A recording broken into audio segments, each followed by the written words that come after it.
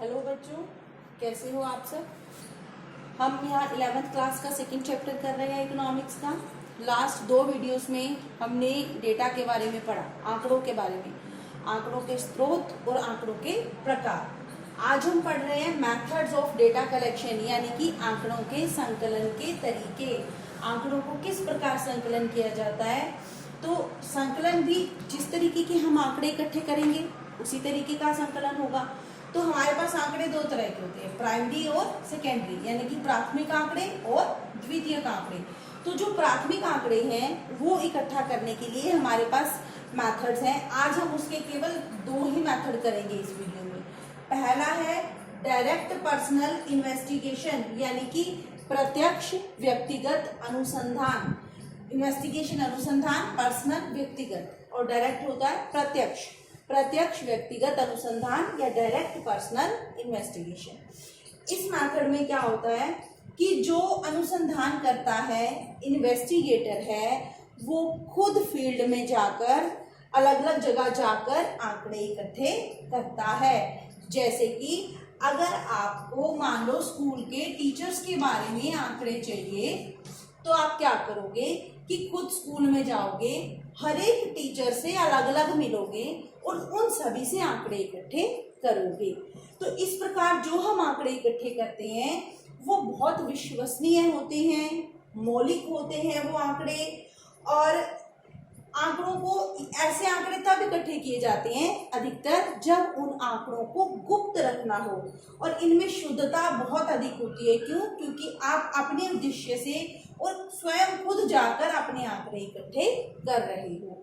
तो इसमें direct personal investigation, व्यक्तिगत अनुसंधान में क्या होता है, जिस व्यक्ति के हम आंकड़े इकट्ठे करना चाहते हैं हम खुद जाकर उस व्यक्ति से मिलते हैं और उससे जानकारी लेते हैं।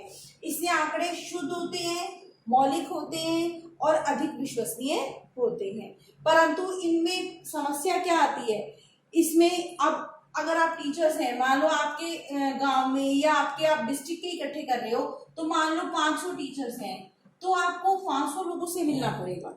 इसमें क्या टाइम अधिक लगेगा, पैसा अधिक लगेगा और मेहनत भी बहुत अधिक लगती है। तो ये आंकड़े इकट्ठे करना थोड़े महंगा पड़ता है, लेकिन ये आंकड़ों में शुद्धता बहुत अधिक होती है।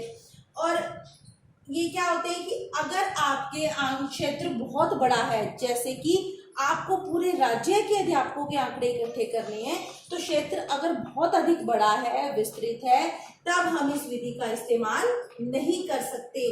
और इसमें पक्षपात की संभावना भी होती है। पक्षपात कैसे? मान लो मैं आंकड़े इकट्ठे कर रही हूँ टीचर से संबंधित, तो जो मेरे फेवरेट टीचर्स हैं उनके बारे में मैं अच्छा बता सकती हूँ, और जिनसे मेरी दुश्मनी है, जो मुझे नहीं अच्छे लगते, तो उनके बारे में मैं गलत जानकारी दे सकती हूँ। तो ये आंकड़े विश्वसनीय हैं लेकिन महंगे हैं, लागत बहुत अधिक आती है, समय बहुत अधिक आता है, और अगर क्षेत्र बहुत बड़ा है तो हम इस विधि का इस्तेमाल नहीं कर सकते। दूसरा है इनडायरेक्ट ऑरल इन्वेस्टिगेशन, अप्रत्यक्ष व्यक्तिगत अनुसंधान। अप्रत्यक्ष व्यक्तिगत अनुसंधान क्या होता है कि इसमें हमने जिस व्यक्ति से आंकड़े लेना है उससे हम डायरेक्ट नहीं मिलती, इनडायरेक्ट तरीके से पूछताछ करते हैं। इसको हिंदी में बोलते हैं अप्रत्यक्ष मौखिक अनुसंधान। जैसे कि इसमें हमने टीचर्स के आंकड़े इकट्ठे करने थे, तो हम खुद जाके अलग अलग टीचर से मिले। लेकिन इनडायरेक्ट ऑरल में क्या होता है कि हम एक टीचर से मिले और बाकी के 4 के भी उनसे पूछ लिए।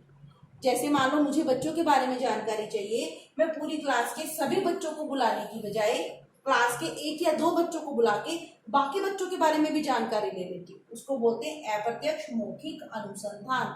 हम उससे प्रत्यक्ष रूप से नहीं मिलते, बल्कि अप्रत्यक्ष रूप से किसी अन्य व्यक्ति से उसके बारे में जानकारी लेते हैं। अब आपको टीचर्स के बारे में चाहिए, आप खुद जाकर सभी टीचर से नहीं मिलेंगे।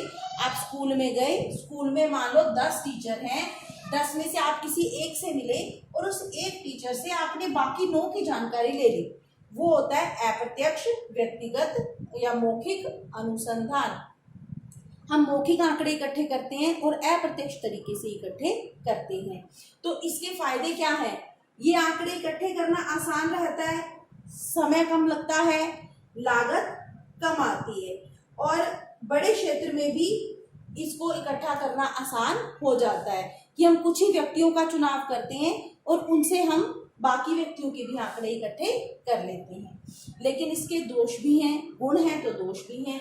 दोष क्या है, इसको ये आंकड़े जो है वो पूरे विश्वसनीय नहीं होते, और जिस व्यक्ति से हम पूछ रहे हैं जरूरी तो नहीं है ना कि उसको दूसरे व्यक्ति की सारी जानकारी होगी, हो सकता है उसको कुछ जानकारी ना हो, तो आंकड़े पूर्ण नहीं होते, पूरे विश्वसनीय नहीं होते। और ये जो आंकड़े हम इकट्ठे करते हैं इसमें किसी तरीके की बायसनेस यानी कि पक्षपात हो सकता है। जैसे कि आप मेरे से पूछ रहे हो किसी के बारे में, अगर मुझे वो व्यक्ति पसंद नहीं है तो हो सकता है मैं उसके बारे में गलत जवाब दे दूं। तो इस तरीके से आंकड़े जो हम इकट्ठे करते हैं अधिक विश्वसनीय नहीं होते, लेकिन इसमें लागत कम आती है, समय कम लगता है और परिश्रम कम लगता है।